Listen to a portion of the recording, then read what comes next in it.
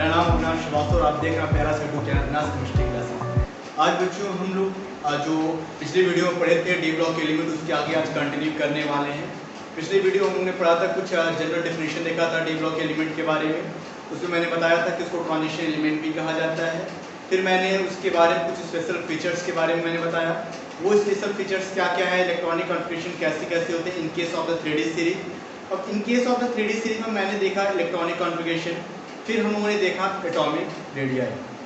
ठीक है, आज बच्चों इस वीडियो में हम लोग देखने वाले हैं इसके आगे के फीचर्स के बारे में, जो हैं ऑक्सीडेशन और variable balancing, coloured ion formation, ऐसे सब इसके टॉपिक को हम लोग स्टडी किया जाएगा।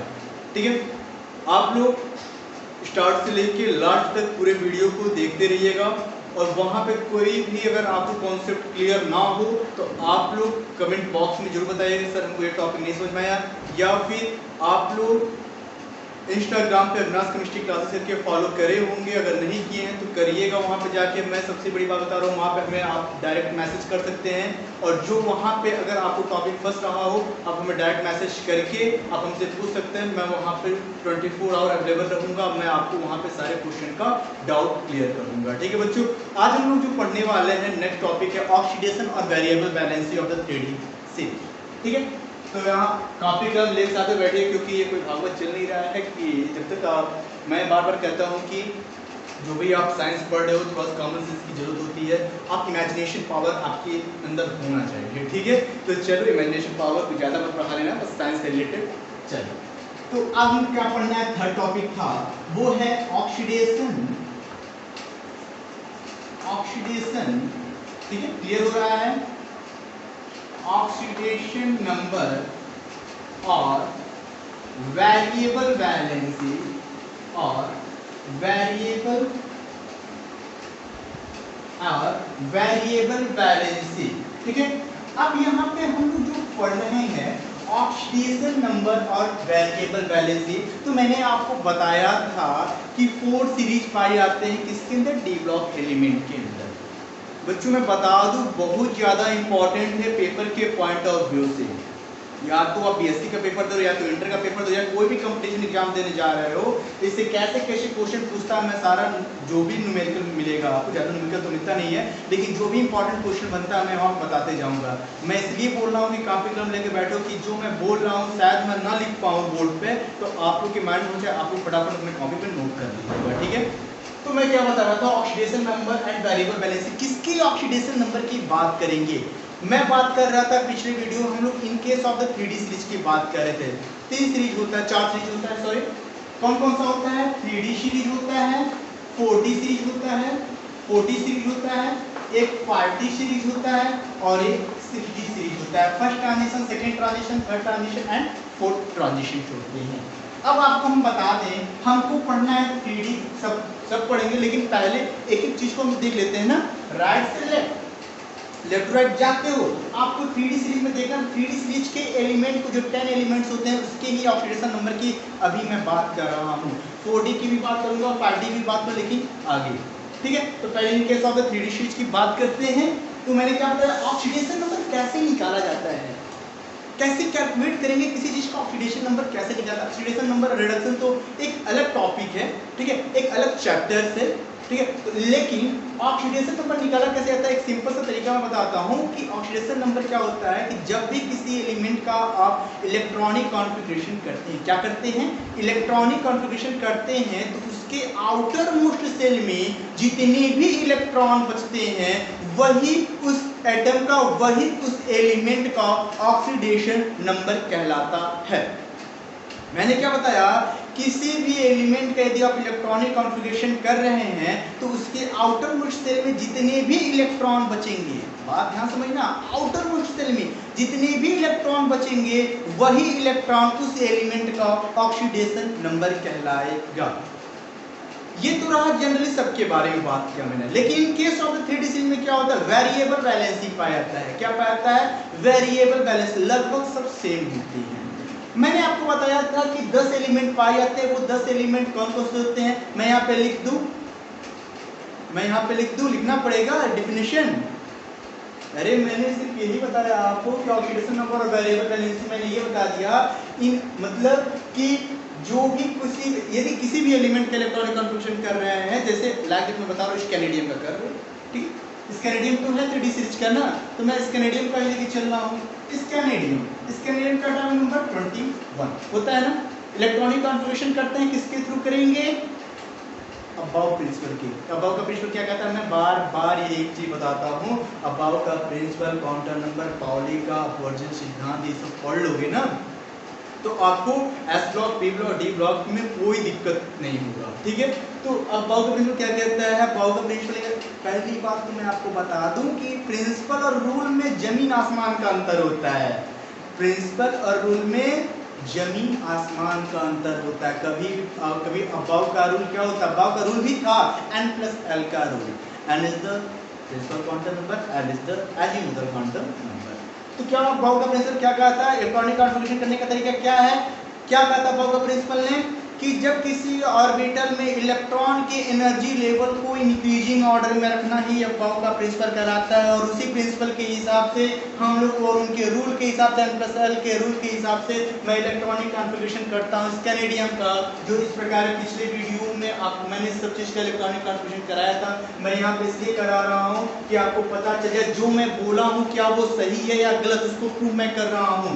स्कैनेडियम का 21 होता है, इलेक्ट्रॉनिक कॉन्फ़िगरेशन करते हैं 1s2, 2s2, 2p6, 3s2, 3p6, 4s2, 3d1, 2 2 4 6 10 10 20 लेके 21 होता है इलेक्ट्रॉनिक कॉन्फ़िगरेशन के लिए। अब मैंने बोला कि जिसके आउटर मोस्ट सेल में जितने भी इलेक्ट्रॉन बचेंगे, इसके आउटर मोस्ट सेल क्या है?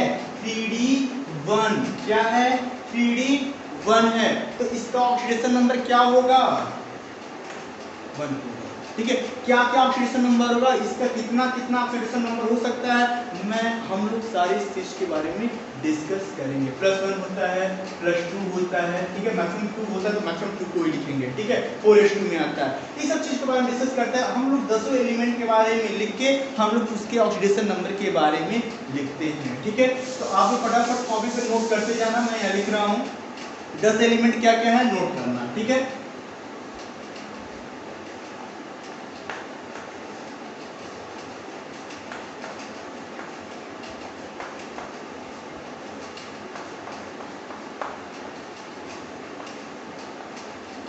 ये 10 एलिमेंट हो गया।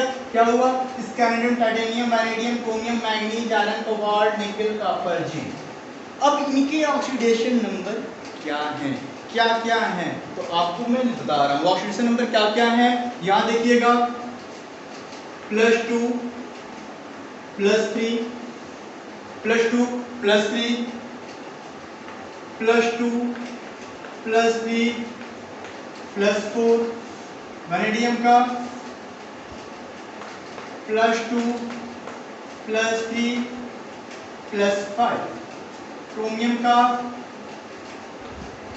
+2 +3 +5 +6। देख रहे हो ना? अब क्या होता है? +4 भी होता है।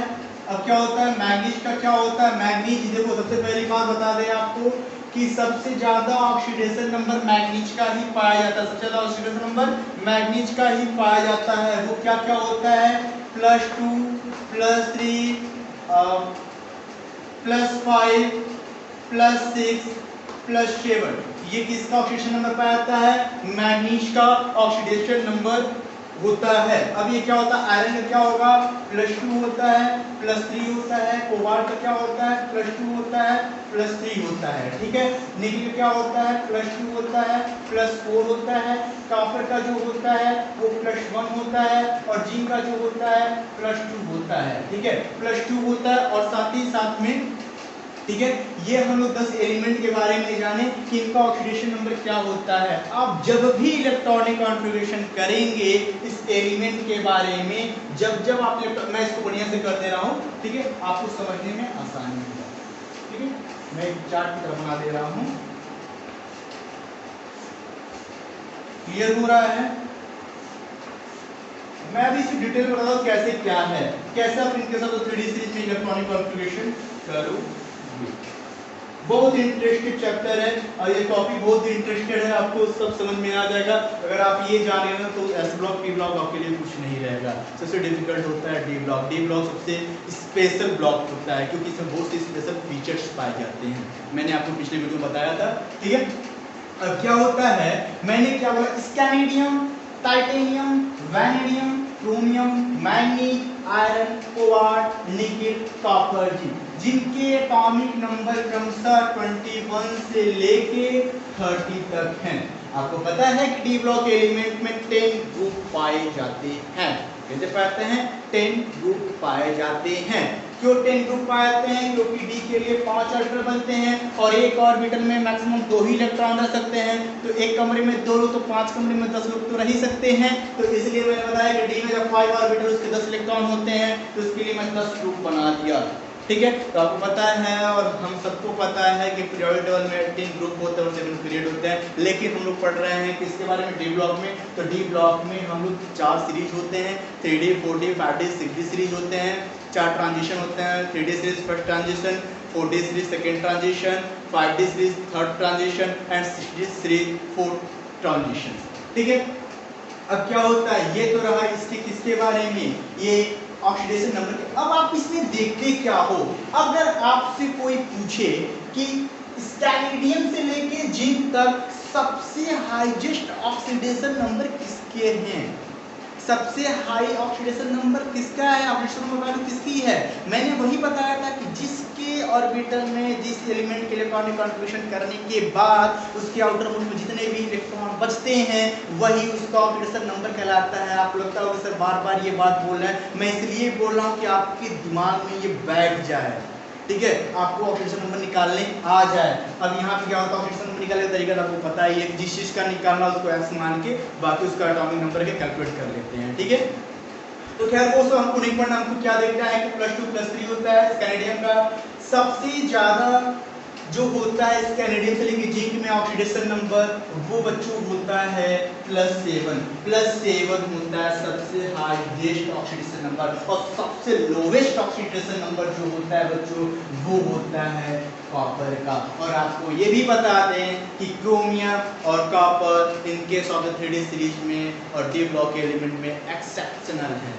एक्सेप्शनल में है, एक्सेप्शनल क्यों है मैं पिछले वीडियो में पढ़ा चुका हूं जब मैं इलेक्ट्रॉनिक कॉन्फ़िगरेशन बताया हूं कि आखिर में इन दोनों का इलेक्ट्रॉनिक कॉन्फ़िगरेशन कैसे निकाला जाता है।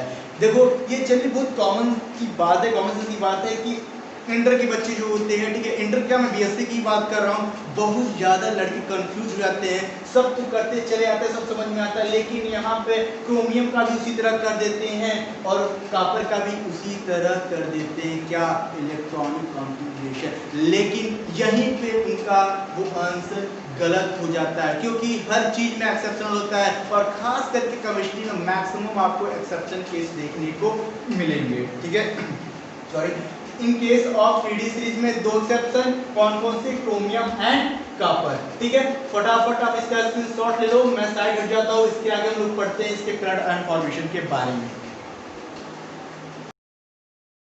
अब हम बात करते हैं कलर एंड फॉर्मेशन की। देखो यही स्पेशल फीचर्स है इसके, अभी बहुत ज्यादा आगे इसके स्पेशल फीचर्स के बारे में, इसलिए तो मैंने बोला कि डी ब्लॉक एलिमेंट बहुत ज्यादा इंपॉर्टेंट है। ठीक है, कलर्ड आयन फॉर्मेशन। ठीक है, अब सबसे इंटरेस्टेड है ये, हम आपको बता रहे हैं क्या इंटरेस्टिंग पॉइंट है इसमें, हम लोग अभी इसके बारे में डिस्कस कर रहे हैं। हमको क्या देखना है कि D block element coloured and formation करता है। हाँ भाई बिल्कुल करता है, यही तो डी ब्लॉक एलिमेंट है जो इसका स्पेशल फीचर्स के बारे में बता रहा है, जो जिसकी वजह से ये क्वालिटी ना तो एस ब्लॉक में पाई जाती है ना तो पी ब्लॉक में पाई, पाई किस में जाती है, सिर्फ डी ब्लॉक एलिमेंट में। ठीक है, यहाँ पे इंपॉर्टेंट लिख देना आप लोग, मैं आईएमपी लिख दे रहा हूँ। ठीक है, कलर्ड आयन फॉर्मेशन, किसी चीज की कलर को हम देखते हैं। ठीक है, ये देखते हैं कि कलर व्हाइट है, ब्लू है, ठीक है, फिर क्या नाम ब्लैक है, कैसे कैसे हम लोग आइडेंटिफाई कर सकते हैं, केमिस्ट्री की लैंग्वेज हम लोग कैसे कर सकते हैं। तो जितनी भी कलर डायनेमिक फॉर्मेशन होता है बच्चों, वो कैसे होता है मैं आज इस टॉपिक में डिस्कस कर रहा हूं। देखो कलर डायनेमिक फॉर्मेशन क्या होता है, आपको बता दें कि डी ब्लॉक में most of the D block elements, मतलब most of the D block elements, ज्यादातर D block element coloured ion का फॉर्मेशन करते हैं। क्या करते हैं? कलर्ड आयन का फॉर्मेशन करते हैं। वो इसलिए क्योंकि डी ब्लॉक एलिमेंट में ही इनकम्प्लीट डी ऑर्बिटल पाए जाते हैं। मैंने क्या बोला? इनकम्प्लीट डी ऑर्बिटल पाए जाते हैं, और इनकम्प्लीट डी ऑर्बिटल पाए जाने की वजह से ही ये कलर्ड आयन को शो करते हैं, ये कॉम्प्लेक्स आयन का फॉर्मेशन करते हैं, ये मैग्नेटिक प्रॉपर्टी को शो करते हैं बहुत ज्यादा। क्योंकि देखो हर जगह में कोई, या तो मैं कॉम्प्लेक्स आयन फॉर्मेशन पढ़ाऊं, या कैटालिटिक बिहेवियर पढ़ाऊं, या मैग्नेटिक प्रॉपर्टी पढ़ाऊं, तो वहां पर एक चीज कॉमन होगा बच्चों, वो क्या होगा? Due to the incomplete of d orbitals. ठीक है, तो यहां पे भी वही चीज होगा। डी ब्लॉक एलिमेंट में आपको बता दूं कि डी ब्लॉक में इनकम्प्लीट डी ऑर्बिटल्स पाए जाते हैं, जिसकी वजह से ये कलर्ड आयन फॉर्मेशन शो करते हैं। ठीक है, तो क्या क्या क्या होता है आपको बता दूं कि आपको जनरल बात बता दूं कि किसी कॉम्प्लेक्स आयन के कलर्ड को देखने के लिए उसके वेवलेंथ के विजिबल रेंज को जानना पड़ता है। उस कलर के वेवलेंथ के विजिबल रेंज को जानना पड़ता है। तो आपको बता दें कि किसी भी एलिमेंट के वेवलेंथ के विजिबल रेंज जो होते हैं वो 4000 से लेके 7500 तक के ही वेवलेंथ के विजुअल रेंज को हम लोग देख सकते हैं। और आपको एक बात और बता दूं कि 4000 से लेके 7500 तक के वेवलेंथ के विजुअल रेंज को हम लोग इनमें केवल 7 रंग को ही देख पाते हैं, जो जिसको आप हिंदी में बोलते हो वैनी आह पीनाला, मतलब वैगनी, वैन मतलब वैगनी, नी मतलब नीला, आ मतलब ऑरेंज, हा मतलब हरा, ठीक है, पी मतलब पीला, ना मतलब नारंगी, ला मतलब लाल।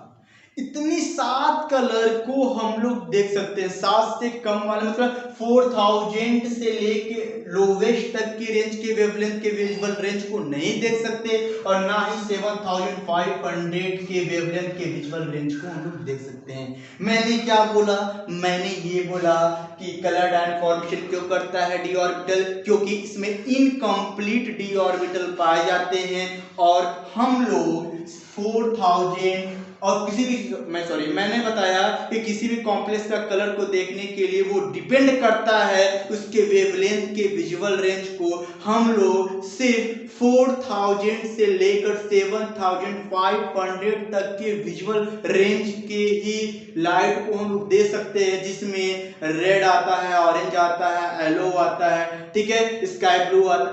ये सब चीज हम लोग उसमें देख सकते हैं। ठीक है, तो ये कलर बता सकते हो। लेकिन मैं बात बता दूं आपको, इन case of the 3D series में, 3D सीरीज ये तो मैं जनरली सबके बारे में बात किया, और एक बात और बता दूं कि कौन सा ऐसा कलर होता है जो सारे वेवलेंथ के विजुअल रेंज को क्या करे? एब्जॉर्ब कर ले। क्या करे? एब्जॉर्ब कर ले। अब क्या होता है? That is the black in colour. Black in colour. अब क्या करो, किसी भी कमरे में, ठीक है, कोई एक अंधेरा सा कमरा है, अंधेरे कमरे में आप या लाल कलर के या पीला या नीला कोई भी कपड़ा उठा के फेंक दो, कोई भी चीज रख दो, वो आपको दिखाई नहीं देगा। ठीक है, दिखाई नहीं देगा। बात समझ रहे हो ना? मैंने क्या बताया कि सारे जितने भी वेवलेंथ और विजुअल रेंज के जितने भी लाइट्स होते हैं, जो 4000 से 7500 तक के विजुअल रेंज होते हैं, उन सारे कलर को एब्जॉर्ब करने वाला सिर्फ एक ही कलर होता है, that is the black in colour. वो कौन सा होता है? काला रंग होता है। और दूसरे अपोजिट समझ लो कि कौन सा ऐसा कलर होता है कौन सा ऐसा कलर होता है जो सारे कलर को इमिट्स कर देता है, रिमूव कर देता है, रिफ्लेक्ट कर देता है? That is the white in colour. White colour क्या होता है? व्हाइट शर्ट पे आप कुछ भी फेंकोगे, कोई भी रंग का फेंकोगे तो उस पे क्या होता है? बहुत तेजी से चढ़ जाता है, उसमें घुल मिल जाता है। ठीक है, तो मैंने क्या बताया? सारे लाइट को एब्जॉर्ब करने वाला कौन सा कलर होगा? Black colour. और सारे कलर को इमिट्स, रिमूव बोल सकते हो या उसको रिजेक्ट बोल सकते हो, वो कौन सा कलर करता है? व्हाइट कलर करता है। ठीक है, ये बात जरूर नोट कर लेना। मैंने बताया due to the presence of the incomplete d orbital. फिर सेकेंड मैंने बताया कि इनके किसी भी कॉम्प्लेक्स के वेवलेंथ के विजुअल रेंज को हम केवल 4000 से 7500 तक के विजुअल रेंज को ही दे सकते हैं। फिर मैंने बताया कि जो सारे लाइट्स को स्टोर करने, एब्जॉर्ब करने का जो काम करता है वो कलर ब्लैक इन कलर होता है, और सारे लाइट्स को इमिट्स करने का काम करता है वो व्हाइट इन कलर होता है। और एक बात बता दो, हम लोग तो ये तो बात रही जनरली सबके बारे में, लेकिन हम लोग पढ़ रहे हैं in case of the 3D series के बारे में।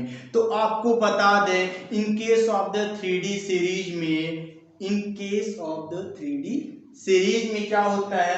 अनपेयर्ड इलेक्ट्रॉनों की संख्या को देख के ही हम उसके कलर के बारे में बता सकते हैं कि किसके कितने अनपेयर्ड होंगे तो कौन सा कलर होगा, किसके कौन से इलेक्ट्रॉन किस ऑर्बिटल में भरेंगे तो कौन से कलर को शो करेगा। तो ठीक है, उसके बारे में बात करते हैं। सबसे पहले एक फ्लो ऑफ डायग्राम बना लेते हैं। तो ठीक है, देखो ये मिटा दो, हो तो गया होगा। तो आपको बता दूं कि मैंने क्या बताया, इन case of the 3D series में अनपेयर्ड इलेक्ट्रॉनों की संख्या को देख के ही क्या किया जाता है? बताया जाता है कि उसमें कितने अनपेयर्ड इलेक्ट्रॉन होंगे और कितने कौन से उसके कलर होंगे। तो ठीक है, फटाफट हम नोट करते हैं, उसका एक एग्जांपल भी लेके चलते हैं। ठीक है, तो क्या होता है देखो, यदि किसी भी एलिमेंट का इलेक्ट्रॉनिक कॉन्फ़िगरेशन करेंगे, बस समझना, किसी भी एलिमेंट का इलेक्ट्रॉनिक कॉन्फ़िगरेशन करेंगे इन case of the 3D series बस में, in case of the 3D series में जब भी किसी, चाहे स्कैंडियम, चाहे टाइटेनियम, चाहे वैनेडियम, चाहे क्रोमियम, चाहे कॉपर, चाहे iron, cobalt, nickel, copper, zinc, कुछ भी किसी का इलेक्ट्रॉनिक कॉन्फ़िगरेशन करेंगे, यदि किसी एलिमेंट का इलेक्ट्रॉनिक कॉन्फ़िगरेशन करते वक्त उसका आउटर मोस्ट सेल जो होता है, यदि D10 या D0 में क्या हो? फिल हो। D10 या D0 में फिल हो। देखो इसको ध्यान समझना, क्योंकि मैं इस पर क्वेश्चन बताऊंगा आपको कैसे क्वेश्चन पूछता है पेपर में। D10 या D0 में भरता हो तो वो कौन सा कलर देगा? व्हाइट कलर देगा, या इसको क्या बोल सकते हो? कलरलेस होता है। ठीक है, यदि किसी एलिमेंट का इलेक्ट्रॉनिक कॉन्फ़िगरेशन करते वक्त उसके आउटर मोस्ट का सेल D9 या D1 में भरता है तो वो कौन सा कलर देगा? वो ब्लू कलर देगा। तीसरा देखो, यदि वो इलेक्ट्रॉन D8 या D2 में भरता है तो कौन सा इलेक्ट्रॉन देगा? कौन सा कलर देगा? ग्रीन कलर देगा। कौन सा कलर देगा? ग्रीन कलर देगा। समझ में आ रहा है? मैंने क्या बताया कि जब भी किसी एलिमेंट का, मैंने बताया इनके सब 3D सीरीज में अनपेयर्ड इलेक्ट्रॉनों की संख्या को देख के ही हम लोग क्या बताते हैं? उसके कलर के बारे में बताते हैं। तो आपको बता दें, आपको ये बता दी, एक चीज मैंने छोड़ दिया, मैं क्या बता दे रहा हूं, अनपेयर्ड इलेक्ट्रॉन को भी तो देखना है। मैं यहां लिख दे रहा हूं अनपेयर्ड इलेक्ट्रॉन। अनपेयर्ड इलेक्ट्रॉन के बारे में देखो यहां पे। ठीक है, कितने अनपेयर्ड इलेक्ट्रॉन हैं? एक। कितने अनपेयर्ड इलेक्ट्रॉन हैं? दो। कितने अनपेयर्ड इलेक्ट्रॉन हैं? तीन। ठीक है, यदि किसी एलिमेंट का इलेक्ट्रॉनिक कॉन्फ़िगरेशन करते वक्त उसके आउटर मोस्ट का सेल D7 या D3 में भरता है तो वो कौन सा कलर देगा? येलो ग्रीन देगा। क्या देगा? येलो ग्रीन देगा। येलो ग्रीन देगा तो इसके अनपेयर्ड इलेक्ट्रॉनों की संख्या कितनी होगी? 4 होगी। अब क्या होता है, यदि किसी एलिमेंट का इलेक्ट्रॉनिक कॉन्फ़िगरेशन करते वक्त उसके आउटर मोस्ट का सेल जो होता है वो D6 या D4 में भरता है, 1 2 3 4 D4 में भरता है, तो वो कौन सा कलर देगा, वो कौन सा कलर देगा, ब्लू ग्रीन कलर देगा। ब्लू ग्रीन कहो या ये रेड ग्रीन, ये जरूरी नहीं है कि ब्लू ग्रीन ही दे, रेड ग्रीन भी दे सकता है। आयरन Fe+3 जो आयन होते हैं ना वो इसके एग्जांपल्स होते हैं, ठीक है। तो ब्लू ग्रीन देता है। अब आपको बता दे लास्ट क्या होता है, मैंने बताया था 10 ही ऑर्बिटल 10 ही ग्रुप होते हैं ना, 10 ग्रुप में क्या होता है 10 9 8 7 6 5, ठीक है। क्या होता है, अब लास्ट बचता है D5 में जब भी इलेक्ट्रॉनिक कॉन्फ़िगरेशन करेंगे तो उसके आउटर मोस्ट सेल में जो इसका अनपेयर्ड इलेक्ट्रॉन बचेगा D6 D9 का, वो 5 अनपेयर्ड इलेक्ट्रॉन होंगे। कौन से होंगे, 5 अनपेयर्ड इलेक्ट्रॉन होंगे, ठीक है। अब जो बता दें कि D5 में जो अनपेयर्ड इलेक्ट्रॉन होते हैं, D5 में जो अनपेयर्ड इलेक्ट्रॉन होते हैं, देखिए अब से एक मिस्टेक हो रहा है, ठीक है। वो मिस्टेक क्या है कि आपको बता दें कि जो ये अनपेयर्ड इलेक्ट्रॉनों की संख्या होती है, आप लोगों भी देखा, मैं बता दे रहा हूँ, अनपेयर्ड इलेक्ट्रॉनों की संख्या जो होती है यहाँ पे, ठीक है, D10 D0 में 0 होती है, इसमें 1 अनपेयर्ड है ना, इसमें क्या है 2 अनपेयर्ड है, 3 अनपेयर्ड है, सही कर लेना इसको, 4 अनपेयर्ड है। D5 में जो होता है वो पिंक कलर देता है। कौन सा कलर देता है, पिंक कलर देता है, जिसमें अनपेयर्ड इलेक्ट्रॉनों की संख्या जो होती है वो 5 होती है। अनपेयर्ड इलेक्ट्रॉनों की संख्या क्या होती है, 5 होती है। तो एक बार और मैं बता दे रहा हूं कि 3D सीरीज में, डी ब्लॉक के 3D सीरीज में जो इलेक्ट्रॉन जो आप कलर डायन फॉर्मेशन करते हो उसमें वो अनपेयर्ड इलेक्ट्रॉनों की संख्याओं को देख के वो बताता है कि उसमें कितने कौन से कलर होंगे, ठीक है। तो मैंने क्या बताया, यदि किसी भी एलिमेंट का इलेक्ट्रॉनिक कॉन्फ़िगरेशन करते वक्त यदि D10 D0 में भरता है तो व्हाइट कलर देगा, जिसका अनपेयर्ड इलेक्ट्रॉन जो होता है वो 0 होता है। D9 या D1 में भरता है तो वो ब्लू कलर का होता है, जिसका अनपेयर्ड इलेक्ट्रॉन नंबर संख्या जो होती है वो 1 होती है। D8 या D2 में भरता है तो ग्रीन कलर देता है, जिसकी अनपेयर्ड जो इलेक्ट्रॉन संख्या होती है वो 2 होती है। D7 या D3 में भरता है तो येलो ग्रीन देता है, अनपेयर्ड इलेक्ट्रॉनों की संख्या 3 होती है। यदि D6 या D9 में देता है तो ब्लू ग्रीन कलर का देता है, तो अनपेयर्ड इलेक्ट्रॉनों की संख्या 4 होती है। यदि D5 में बढ़ता है तो वो पिंक कलर का देता है, जिसमें अनपेयर्ड इलेक्ट्रॉनों की संख्या 5 होती है। ये तो बात रहा इन case of the 3D series में, लेकिन आपको एक बात और बता दूं कि ये जरूरी नहीं है कि वो केवल अनपेयर्ड इलेक्ट्रॉनों की संख्या पे ही वो डिपेंड करे कि उसमें वो कौन सा कलर देगा। कैसे, आखिर में कैसे उसको प्रूफ करेंगे, आगे हम आपको बताते हैं। फटाफट इसका स्क्रीनशॉट ले लो, फिर आगे चलते हैं। बता रहा था कि मैंने ये बोला कि जो कॉपर सल्फेट होता है, सॉरी मैंने आपको ये बताया कि जैसे कि ये जरूरी नहीं है कि अनपेयर्ड इलेक्ट्रॉन की संख्याओं को ही देख के ही हम बता सकते हैं कि उसका कलर कौन सा होगा। कैसे हम प्रूफ करेंगे कि ये गलत है। आपको बता दें कि जो कॉपर सल्फेट होता है, कॉपर सल्फेट होता है, वो आप लोगों ने जब भी लैब में गए होंगे तो लैब में देखे होंगे कॉपर सल्फेट जो होता है वो ब्लू कलर का दिखा होगा। कैसा होगा, ब्लू कलर का। कॉपर सल्फेट आप लोगों ने लैब में देखा कैसा होता है, ब्लू कलर का होता है। लेकिन मैं आपको बता दूं, या आपको जानकर हैरानी होगी कि कॉपर सल्फेट जो प्योर कॉपर सल्फेट होता है वो ब्लू नहीं होता है, वो कलरलेस होता है,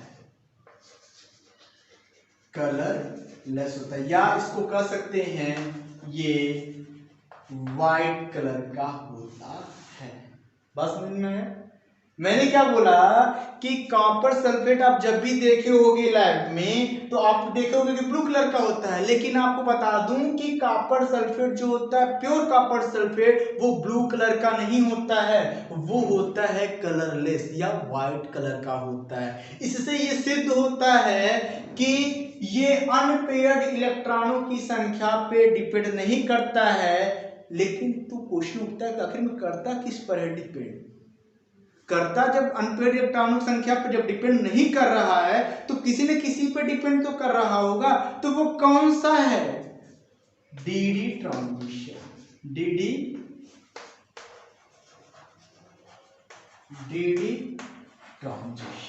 डी ट्रांजिशन पे डिपेंड करके वो कलर आयन देता है।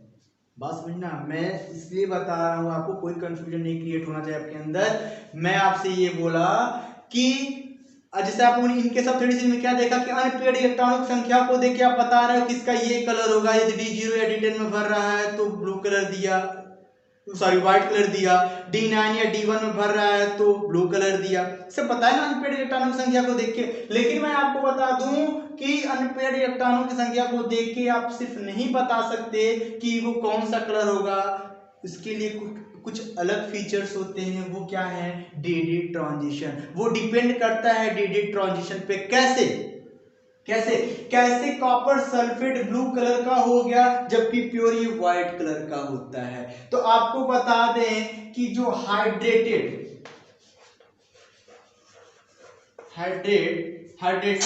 आप कॉपर सल्फेट को ले लें, हाइड्रेटेड कॉपर सल्फेट को ले लें, तो जो हाइड्रेटेड कॉपर सल्फेट में क्या होता है? हाइड्रेटेड में तो क्या होता है? वाटर के मॉलिक्यूल्स, वाटर के मॉलिक्यूल्स। अब आपको बता दें कि क्या होता है कि जो डी ट्रांजिशन होता है, हाइड्रेटेड जो कॉपर सल्फेट होता है, तो कैसे लिखा जाता है हाइड्रेटेड कॉपर सल्फेट को? आपको बता दें कॉम्प्लेक्स के फॉर्म में आपको बता रहे हैं, देखना है यहाँ पे। CuH2O का होल 6, CuH2O का होल 6, ठीक है, इंटू SO4। ये क्या हुआ? ये क्या हुआ? हाइड्रेटेड कार्बन हुआ। जनरली जो प्योर कॉपर सल्फेट होता है, ये क्यों ब्लू कलर का होता है? क्योंकि यहाँ पे H2O के मॉलिक्यूल्स इंटर कर गए। जहां पे जो ये कॉपर होता है, ये जो कॉपर पे +2 है, ये मेटल की तरह बिहेव करता है। कैसा बिहेव करता है? मेटल की तरह बिहेव करता है। और जो ये वाटर है ना, ये जो वाटर है ना H2O, वो किसकी तरह बिहेव करता है? लिगेंड की तरह बिहेव करता है। कैसा बिहेव करता है? लिगेंड्स की तरह बिहेव करता है। जब वाटर के मॉलिक्यूल्स कॉपर सल्फेट में जाकर मिक्स होते हैं तब वो व्हाइट कलर से ब्लू कलर में कन्वर्ट होता है। यानी कि अनपेयर्ड इलेक्ट्रॉनों की संख्या पर डिपेंड नहीं कर रहा है, ये अलग फीचर पर डिपेंड कर रहा है। वो अलग जैसे क्या है? D transition. डी ट्रांजिशन में क्या होता है कि जो लिगेंड होता है, वो लिगेंड जब वाटर का मॉलिक्यूल जब इंटर करता है, जब वाटर का मॉलिक्यूल इंटर करता है कॉपर सल्फेट में, तो वो ब्लू कलर देता है। आपको बता दूं, आपके मन में क्वेश्चन उठ रहा होगा, सर आखिर में इसमें कौन कैसे उसमें वाटर मिल रहा होगा? क्वेश्चन उठता होगा ना। या तो फिर आप कह सकते हो कि सर लैब चल रहा है, लैब में क्या है कि कौन कोई रखता है। जैसे कि मैं बता दूं आपको, जैसे कि अगर आसाम को प्रैक्टिकल करके गए अपना घर पे, तो क्या होता है, अगर कागज पे आप क्या रख दीजिए, क्या रख दीजिए? कॉपर सल्फेट रख दीजिए जो व्हाइट कलर का है। अगले दिन आएंगे ना आप, जब आप अगले दिन आएंगे, अगले दिन क्या हल्का ब्लू मिलेगा, फिर वैसे ही छोड़ दिया, अगले दिन और आएंगे तो और थोड़ा ज्यादा गाढ़ा ब्लू मिलेगा, कुछ दिनों 3-4 दिन बाद वो एकदम ब्लू कलर का मिल जाएगा। तो आपके मन में उठेगा कि आखिर में इसमें पानी कोई नहीं मिला रहा है, तो आखिर में ये ब्लू कलर हो कैसे रहा है? जबकि मैंने ये अभी बताया कि जब तक वाटर के मॉलिक्यूल्स जब तक जाएंगे नहीं तब तक वो ब्लू कलर में कन्वर्ट नहीं होगा, जब तक कोई अलग फैक्टर उसमें इंटर ना करे, जब तक लिगेंड ना पहुंचे। लिगेंड समझते हो ना, एक अपने आप में लोग लिगेंड्स होते हैं, ठीक है। जब तक वो ना जब तक कोई काम नहीं होता है, जब तक वाटर के मॉलिक्यूल्स इंटर नहीं करेंगे कॉपर में तब तक ब्लू कलर नहीं होता है। तो आपके मन में क्वेश्चन उठ सकता है कि वास्तव में सर आप ये बताइए आखिर में कि ये जो ब्लू कलर है इसमें कोई ना कोई चुपके साथ कोई पानी मिला रहा है क्या? अरे कैसे मिलेगा, जब लैब बंद रहेगा तो कैसे पानी मिलेगा। तो आपको बता दें कि हमारे एटमॉस्फेयर में वाटर है, नमी मिलती है, उस नमी को, उस वाटर को, उस मॉइस्चर को ये एब्जॉर्ब करता है। क्या करता है? एब्जॉर्ब करता है। और एब्जॉर्ब करने के बाद क्या होता है, ये व्हाइट इन कलर से ब्लू इन कलर में कन्वर्ट हो जाता है। ठीक है, जहां पे copper is behave as the metal and H2O behave as the ligand. ठीक है, नाम क्या होगा, मैं नाम लिख के बताऊं। जब मैं आपको कोऑर्डिनेशन नंबर बताऊंगा ना, कोऑर्डिनेशन नंबर कैसे निकाला जाता है, तो मैं वहां पे बताऊंगा, बहुत डिटेल में बताऊंगा, आपको ये डाउट क्लियर हो जाएगा। ठीक है, कोई भी कंपटीशन तो मस्ती से पढ़ना बच्चों, वीडियो देखते रहो। यहाँ पे क्या, इसका नाम क्या होगा, hexa aqua cuprous second sulphate ion. क्यों मैंने बताया ये कैसे, मैंने क्यों पहले इसको नहीं लिया, तो इसके कुछ नॉमेनक्लेचर्स के कुछ स्पेशल नियम होते हैं, कुछ स्पेशल रूल्स होते हैं। उस रूल को जब तक याद नहीं रहे तब तक आप किसी कंपाउंड का आप उसका आईयूपीएसी नाम नहीं रख सकते। आईयूपीएसी नाम International Union Pure of Applied Chemistry, clear है, International Union Pure of Applied Chemistry. तो आपको समझ में आया मैंने क्या बताया डी ब्लॉक एलिमेंट में, डी ब्लॉक एलिमेंट में क्लोराइड फॉर्मेशन कैसा होता है। मैं एक बार फिर आपको पूरा रिवाइव कर दे रहा हूं, पूरा रिवीजन करवा दे रहा हूं कि मैंने बताया क्लोराइड फॉर्मेशन क्या होता है, कि डी ब्लॉक एलिमेंट क्यों क्लोराइड फॉर्मेशन होता है, क्योंकि इनमें इनकम्प्लीट डी ऑर्बिटल्स पाए जाते हैं। इनकम्प्लीट डी ऑर्बिटल्स पाए जाने के साथ साथ हम लोग किसी भी कॉम्प्लेक्स के विजुअल केवल वेवलेंथ के विजुअल रेंज को केवल 4000 से लेकर 7500 तक के विजुअल रेंज को ही अपनी आंखों से देख सकते हैं, जिसमें 7 कलर आपको देखने को मिलते हैं। और आपको एक बात बता दें, जो सारे कलर को एब्जॉर्ब करने वाला एक ही कलर होता है, वो ब्लैक इन कलर होता है। और जो सारे कलर को रिफ्लेक्ट या उसको बोल सकते हैं इमिट्स करने वाला जो काम करता है, वो कौन सा करता है, व्हाइट इन कलर होता है। लेकिन ये जनरली सबके बारे में मैंने बात किया, लेकिन इनके साथ 3D सीरीज में आप अनपेयर्ड इलेक्ट्रॉनों की संख्या को देख के आप बता सकते हैं, आप बताते हैं कि इनमें ये कलर होंगे। यदि D0 या D10 में बढ़ते हैं तो व्हाइट या कलरलेस होगा, या D9 या D1 में भरता है तो वो ब्लू कलर का होगा। ठीक है, यदि D8 या D2 में भरता है तो वो ग्रीन कलर का होगा, येलो ग्रीन। ऐसे अनपेयर्ड इलेक्ट्रॉन 0 1 2 3 इलेक्ट्रॉन देते हैं। D5 में भरता है, D5 में तो पिंक कलर होगा। पिंक कलर कौन देता है, मैग्नीज देता है, याद है, मैग्नीज देता है। ठीक है, फिर मैंने क्या बताया कि हम लोगों ने दिमाग में सोचा कि आखिर में अनपेयर्ड इलेक्ट्रॉन की संख्या को ही देख के हम लोग बता सकते हैं कि ये कॉपर से, कि ये इस कलर का होगा, ब्लैक कलर का होगा, ब्लू कलर का होगा, फिर ऑरेंज कलर का होगा। नहीं, ऐसा जरूरी नहीं है, क्योंकि एक एग्जांपल मैंने बताया कि कॉपर सल्फेट का कलर जो आप प्रैक्टिकल रूम में देखते हो ना, वो प्रैक्टिकल रूम में आपको ब्लू कलर का देखने को मिलता है, जबकि प्योर कॉपर सल्फेट जो होता है बच्चों वो व्हाइट कलर का होता है। कैसा होता है, व्हाइट कलर का होता है। तो आखिर में कैसे, तो इसका मतलब ये किसी न किसी अलग फीचर्स पर डिपेंड कर रहा है। तो वो अलग फीचर्स क्या है, वो है डीडी ट्रांजिशन। क्या है, डीडी ट्रांजिशन। डीडी ट्रांजिशन तो मैं बता दूं, ग्राउंड स्टेट से एक्साइटेड स्टेट में पहुंचना, ग्राउंड स्टेट से एक्साइटेड स्टेट में पहुंचना,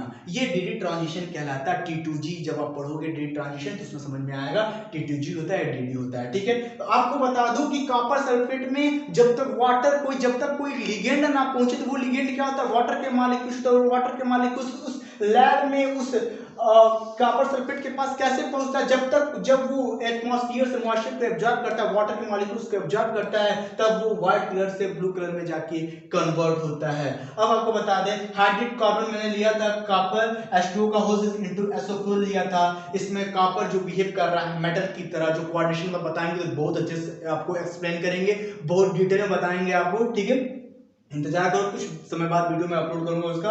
अब तो क्या होता है कि सर, अब वाटर के मॉलिक्यूल जो होते हैं लिगेंड की तरह बिहेव करते हैं, लिगेंड की तरह बिहेव करते हैं। लिगेंड की मतलब समझते क्या होता है, नहीं समझते हो? लिगेंड का मतलब क्या होता है भैया, आप लोगों ने एसिड बेस पढ़ा होगा ना, तो लिविस एसिड लिविस बेस क्या होता है। लिगेंड का मतलब क्या होता है, अपने आप में कुछ मायने रखने वाला चीज, जब तक वो ना रहे तब तक कोई काम नहीं होने वाला। ये आपको जब मैं पढ़ाऊंगा ना, मैं वही बता रहा हूँ, कोऑर्डिनेशन नंबर में सब आता है। ठीक है, बार बार क्या पढ़ाऊँ, जब पढ़ाऊंगा मैं सब बता दूंगा लिगेंड क्या होता है। ठीक है, बस इतना अभी याद रखो कि जब वाटर के मॉलिक्यूल जब इंटर करते हैं कॉपर सल्फेट में, तो वो ब्लू कलर देता है। किसी को कोई डाउट? कोई डाउट नहीं है ना। अब मैं इसके आगे आपको बताऊंगा कैसे क्वेश्चन पूछ सकते हैं, कैसे क्वेश्चन पूछ सकते हैं।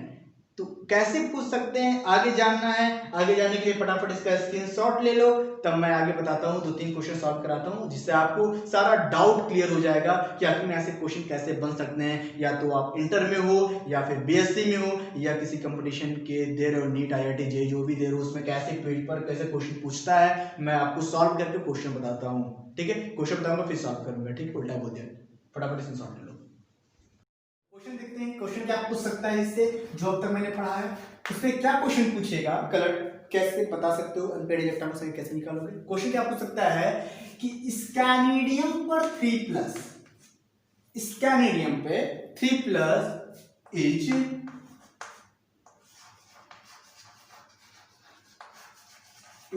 Colourless. Scandium 3+ is colourless or white in color, where tritium 3+ is colored। Scandium पे जो स्कैनिडियम 3+ होता है वो कलरलेस होता है, और जहां पे टाइटेनियम जो होता है कलर्ड आयन फॉर्मेशन करता है वाई। ठीक है, स्कैनिडियम 3+ इज कलरलेस और white in colour, where titanium is coloured ion. ठीक है, कलर्ड वाई। क्यों आखिर में, तो इसका आंसर क्या होगा, इसका आंसर क्या होगा। मैंने क्या बोला, यहां सॉल्व मैं करता हूं। सॉल्व क्या है कि मैंने क्या बोला, स्कैनिडियम का देखो यहाँ पे स्कैनिडियम का 3+ जो है वो कलरलेस होता है। क्यों आखिर में कलरलेस होता है, जबकि टाइटेनियम का जो Ti3+ होता है वो कलर्ड आयन देता है। ठीक है, सॉल्व करते मजा आएगा ना। देखो समझ में आ रहा है क्वेश्चन ना। तो देखो मैं बताता हूं क्या। सबसे पहले स्कैनिडियम में क्या करता है, इलेक्ट्रॉनिक कॉन्फ़िगरेशन करते हैं। स्कैनिडियम में क्या करते हैं, इलेक्ट्रॉनिक कॉन्फ़िगरेशन करते हैं। तो स्कैनिडियम में कितना होता है, 21 होता है ना। इलेक्ट्रॉनिक कॉन्फ़िगरेशन करोगे तो बताना पड़ेगा किस में करोगे, पूरा लिखना पड़ेगा। अरे भैया 1s2 2s2 2p6 3s2 3p6 4s2 3d1, तो ये क्या हुआ 3d1 4s2, यही तो होता है इलेक्ट्रॉनिक कॉन्फ़िगरेशन करोगे तो। नहीं सुनना है, मैं आपको बता दूं, नहीं समझ में आ रहा होगा भाई। चलो सबके बातें, चलो मैं यहाँ बता देता हूँ। मैं डायरेक्ट लिख दिया था स्कैनिडियम, ठीक है, atomic number 21, 1s2 2s2 2p6 3s2 3p6 4 3d पहले दे रहे हैं। मैं बताया था क्यों लिखता भाई, तीसरा जो फर्स्ट सेकेंड और थर्ड रो है तो सबका फिक्स है कि ये फर्स्ट पे बैठेगा, सेकंड पे बैठेगा, थर्ड पे बैठेगा। तो आपको बता दूं कि थर्ड पे बैठे या सेकंड में या फर्स्ट पे बैठे से फिक्स है ना। यदि मान लो सेकंड वाला बेंच खाली है और थर्ड वाला बच्चा, थर्ड बेंच का बच्चा सेकंड पे बैठ जाए तो सेकंड वाला बच्चा कहलाएगा, नहीं कहलाएगा, वो थर्ड ही वाला बच्चा कहलाएगा। तो चाहे इसको मैं मान लूं चाहे पहले लिख लूं, बात तो वही रहता है, लेकिन मैं इसलिए इसको पहले लिख रहा हूं तो थोड़ा सा आपको समझने में आसानी रहेगी। ठीक है, 3d1 4s2, देखो 21 हुए कि नहीं हुए, 2 2 4 6 10 10 20 21 हो गया ना। अब देखो अब क्या होता है कि अब स्कैनिडियम पे क्या है 3+ है, स्कैनिडियम पे क्या है 3+ है, स्कैनिडियम पे 3+ है, तो 3+ है मतलब 3 इलेक्ट्रॉन को बाहर निकाल दें, 3 इलेक्ट्रॉन को बाहर निकाल दें। तो 3 इलेक्ट्रॉन को जो बाहर निकालेंगे, ये 3 इलेक्ट्रॉन निकालेंगे तो निकालेंगे ना, तो क्या हुआ, ऐसे करते करते करते करते जाओगे 3 इलेक्ट्रॉन को निकालोगे तो 3d0 4s0 हुआ, 3d0 4s0 हुआ। 3 इलेक्ट्रॉन को बाहर निकालेंगे तो स्कैनिडियम पे 3+ है। अब देखो मैंने आपको क्या बताया था, यदि किसी भी एलिमेंट का इलेक्ट्रॉनिक कॉन्फ़िगरेशन करने के बाद उसके आउटर मोस्ट का सेल या तो D10 में भरे या फिर D0 में भरे तो वो कौन सा कलर देगा, याद करो पीछे याद करो, कौन सा कलर देगा, व्हाइट कलर देगा, या क्या होगा कलरलेस होगा। तो प्रूफ हो गया ना कि स्कैरेडियम पे 3+ जो होता है वो कलरलेस होता है, क्योंकि ये D0 में भरा, या तो D10 में भरता तभी कलरलेस होता है। तो अनपेयर्ड इलेक्ट्रॉनों की संख्या क्या है यहाँ पे मैं बताता हूँ। अनपेयर्ड इलेक्ट्रॉनों की संख्या कितनी है यहाँ पे, कोई बता दे अनपेयर्ड इलेक्ट्रॉनों की संख्या क्या होती है, क्या है इसमें? अरे भैया 0 है। तो जहां अनपेयर्ड इलेक्ट्रॉनों की संख्या 0 है तो इसके लिए कौन सा कलर ही होगा, कौन सा कलर होगा? व्हाइट कलर होगा, या वो कलरलेस होगा। प्रूफ हो गया। अब ये तो हो रहा है स्कैरेडियम के बारे में। अब बात करते हैं हम किसके बारे में, टाइटेनियम के बारे में। Ti का करते हैं, स्कैरेडियम टाइटेनियम होता है ना, तो इसका क्या होगा 22। अरे बच्चा लोग अब तो कर सकते हो ना इलेक्ट्रॉनिक कॉन्फ़िगरेशन, मैं डायरेक्ट लिख दूं? बोलो यस। हाँ सर आ गया। तो देखो यहाँ पे लिखो क्या कि टाइटेनियम में लिखो ये क्या होगा 3d 2 में भरेगा, 4s 2 में भरेगा, बाकी सब वैल्यूज आ दो ना। देखो 2 2 4 6 10 10 20 21 था, तो एक और बढ़ा दिए, 2 हो गया 22 हो गया ना, बस एटॉमिक नंबर है ना। अब क्या होता है Ti पे क्या है 3+ है, Ti पे क्या है 3+ है। यहाँ से भी हम क्या करें इलेक्ट्रॉनिक कॉन्फ़िगरेशन करने के बाद 3 इलेक्ट्रॉन को निकाल दे, 2 इलेक्ट्रॉन इसका निकाल दे, 1 इलेक्ट्रॉन इसका निकाल दे, निकाल लेना। तो क्या होगा 3d1 4s 0, 3d1 4s 0, समझ में आया? 3d1 या 4s 0, तो आउटर मोस्ट तो 3d1 है ना।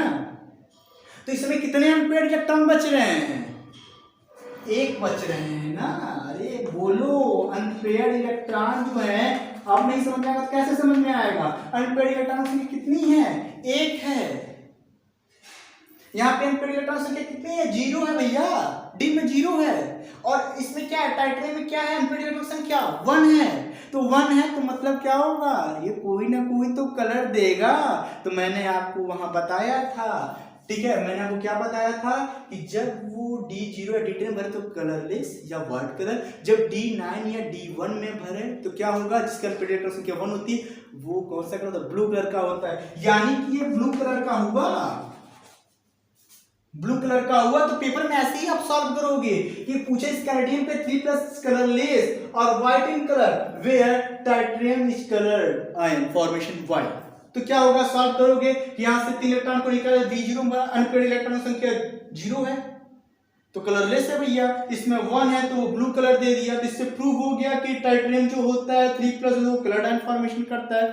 समझ में आया कि क्यों ये स्कैरेडियम का 3+ कलरलेस होता है और क्यों टाइटेनियम कलर्ड आयन देता है, समझ में आया? अब तो आ गया होगा, फटाफट इसका स्क्रीनशॉट ले लो। एक क्वेश्चन और बता देता हूं, ठीक है? नहीं सुनो, क्वेश्चन मैं नहीं बताऊंगा, मैं सिर्फ क्वेश्चन दे रहा हूं आपको, आप लोग अपने आप से सॉल्व करिएगा, ठीक है? ठीक इसी तरह है, ठीक है? तो मैं इसी में बता देता हूं आपको। स्क्रीनशॉट ले लियो, मिटा दे इसको, मिटा दे रहे हैं इतना तो हो ही गया होगा, ठीक है? नोट तो कर ही लिए हो। चलो क्वेश्चन समझ में आ गया। ऐसे ही क्वेश्चन पूछता है कि स्कैरेडियम पे 3+ जो होता है वो कलरलेस होता है और टाइटेनियम पे जो 3+ होता है वो कलर्ड आयन देता है, क्यों आखिर में? तो प्रूव कर सकते हो ना। अब दूसरा क्वेश्चन क्या बनता है, दूसरा क्वेश्चन बनता है कि कॉपर जो होता है, कॉपर पे दूसरा क्वेश्चन क्या है नोट करना, Cu पे 2+ जो होता है, कॉपर पे 2+ जो होता है वो क्या होता है, वो ब्लू कलर का होता है, ठीक है? कॉपर का जो +2 आयन होता है वो क्या होता है, ब्लू कलर का होता है। और Cu पे जो 1+ होता है वो कलरलेस होता है, क्या होता है, कलरलेस होता है। Cu पे +2 ब्लू कलर होता है और Cu पे जो 1+ होता है वो कलरलेस होता है, वाई। ये रहा आपका क्वेश्चन और आप लोग इसका आंसर कमेंट बॉक्स में दे देना, फटाफट नोट कर लो, ठीक है? और सुनो, अब नेक्स्ट टॉपिक जो है यहाँ पे मैं वीडियो को बंद करता हूं, क्योंकि जो नेक्स्ट टॉपिक है, जो इसके आगे का पार्ट है, मैं नेक्स्ट वीडियो में अपलोड करूंगा। इसको पढ़ने के बाद मैं कल या परसों में मैं वो अगला वीडियो भी अपलोड कर दूंगा, ठीक है? तो फटाफट इसका नोट करके और रिवीजन कर लो। जो भी क्वेश्चन हो आप हमें मैसेज कर सकते हो या कमेंट बॉक्स में लिखो कि सर हमें नहीं समझ में आया, तो मैं वहां पर आपको समझा दूंगा, ठीक है? फटाफट नोट कर।